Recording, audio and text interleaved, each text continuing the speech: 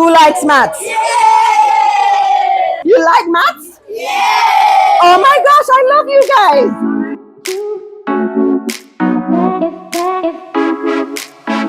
This morning, I'm going to be doing a nice topic, which is called mean. Have you heard of mean? Right, mean, median, and mode. So, there are how many numbers here in your set? 4. Now, how do we find the mean? What's the average?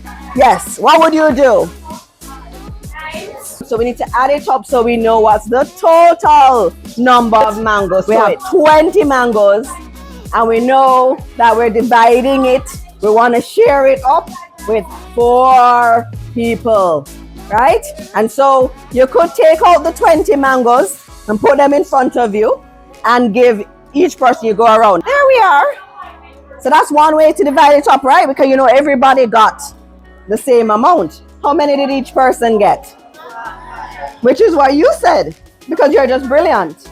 And so this is one way that you're seeing what's on the board in real life. So each person got 5 mangoes.